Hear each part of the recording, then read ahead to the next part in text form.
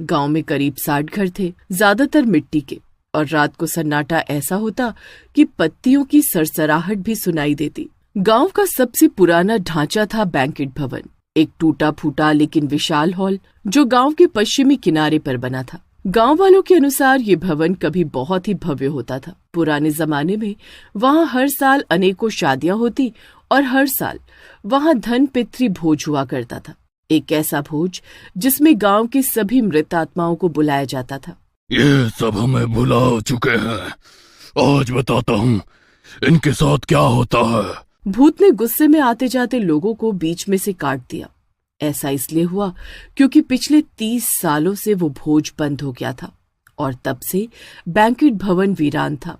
एक दिन गांव के चबूतरे पर बैठे बैठे उन्होंने कहा, अब समय आ गया है, भूखे आत्माओं को फिर से दावत चाहिए।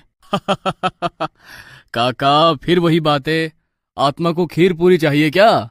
काका उदास हो गए, पर उसी रात रामबचन कुम्हार के घर में अजीब हादसा हुआ। मेरा बेटा कहाँ गया है तौबा। उनके 4 साल के बेटे को नींद में चलते हुए किसी ने बैंकेट भवन के दरवाजे तक पहुंचा दिया। रामबचन का बेटा मिल तो गया है लेकिन बेसुध मिला है। हाँ, उसकी आंखें खुली थी लेकिन वो कुछ भी नहीं देख रहा था, न किसी को पहचान रहा था। ये वही प्रथा की सजा है, बिना दावत के पितृ भूखे हैं, वे अब बच्चों को बुला रहे हैं। फिर उस दिन गांव की नई बहू जो 8 महीने की गर्भवती थी, उसकी नींद में मौत हो गई। ये बातें सुन अब पूरे गांव में खौफ फैल गया। सब एक जगह आए। सभी ने फैसला किया बैंकेट भवन में फिर से पितृभोज कराया जाएगा, ठीक उसी तारीख को जिस दिन आखिरी भोज हुआ था। पर समस्या ये थी कि अब उस भवन में कोई जाने को तैयार नहीं था। भोज की तैयारी गांव की औरतें करेंगी, पर दावत खुद आत्माएं सजाएंगी। कोई इंसान रात को वहां नहीं जाएगा। भोज चुपचाप दोपहर में पहुंचा दिया जाएगा, बाकी वो खुद संभाल लेंगे। सप्तमी की सुबह थी। गांव की औरतें भोज की तैयारी में लग गई। काका चंदूलाल धीरे धीरे चलते हुए घर की औरतों को बताते रहे, ध्यान रखना बेटा, खीर में तुलसी का पत्ता मत डालना, पितृ खफा हो जाते हैं। थाल के नीचे दुर्वा घास रखनी है, नहीं तो आत्मा थाली को ग्रहण नहीं करेंगी। किसी को नहीं पता था कि काका इतनी साफ साफ बातें कैसे याद रखे हुए हैं, लेकिन कोई सवाल नहीं कर रहा था। डर ने सबकी जुबानें सीधी थी। दोपहर के 2 बजे आदमी भोज की थालियां उठाकर बैंकेट भवन की ओर चल पड़े। भवन के पास पहुंचते ही हवा एकदम ठंडी हो गई।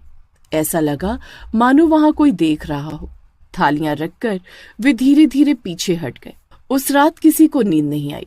काका ने गांव के 2 युवकों को बुलाया। वहां जाओ, देखो क्या थालियां खाली है। वे दोनों कांपते हुए भवन की ओर बढ़े। जैसे ही वे पहुंचे देखा हर थाली एकदम साफ थी। न सिर्फ साफ बल्कि इतनी चमचमाती कि जैसे किसी ने रगड़ कर मांजा हो। गौर करने वाली बात ये थी कि खाने के एक भी कण नहीं बचे थे, पर एक थाली थोड़ी अलग थी। खिलौना पड़ा था, बिल्कुल वैसा जैसा रामबचन कुम्हार के बेटे के पास हुआ करता था, जो अब भी मानसिक शून्यता में था। रामदुलारी नाम की महिला अपने दोनों बेटों के साथ खेत में गई थी। मेरा छोटा बेटा गायब हो गया, सिर्फ उसके पैर के निशान खेत की मुंडेर तक जा रहे। गांव फिर डर में डूब गया। अब सवाल था, अगर भोजन दिया जा चुका था तो आत्माएं क्यों नहीं रुकी? काका चुप थे। शाम को उन्होंने गांव के पुजारी से अकेले में बात की और कहा, पितृ सिर्फ भोजन से नहीं मानते, उन्हें याद चाहिए, सम्मान चाहिए, और सबसे जरूरी अपनी पूरी संख्या। रामदुलारी का बेटा अब भी नहीं मिला था। 2 दिन हो चुके थे। गांव वालों ने हर तालाब, हर खेत, हर कुएं में खोज की, लेकिन उसका नामो निशान नहीं मिला। सुबह सुबह गांव के मंदिर का पुजारी चीखता हुआ चबूतरे पर आया। वो बोल नहीं पा रहा था। काका चंदूलाल ने उसके माथे की लकीरें देखी और बुदबुदाए, ये उनका संकेत है, वे अब केवल भोज नहीं चाहते।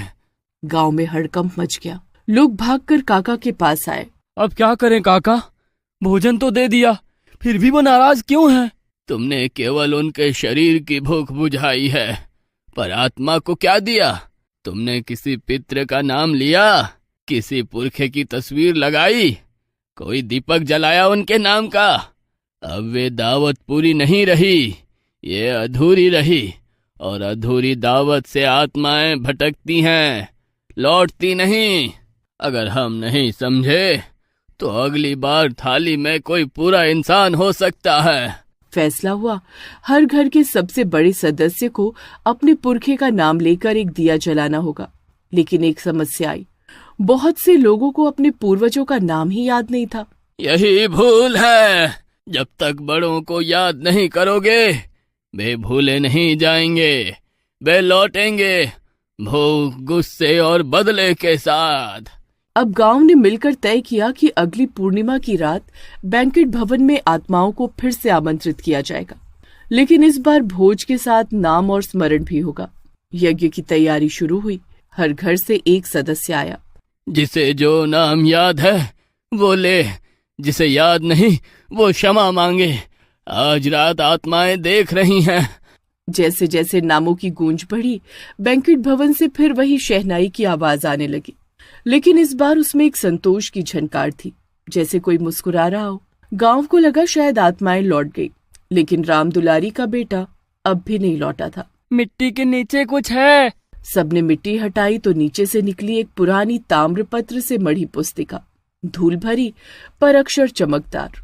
गांव के मास्टर जी ने जैसे ही पुस्तिका खोली, उसमें लिखा था, बैंकेट भोज की अंतिम विधि, जीवित अर्पण। सब चौंक गए।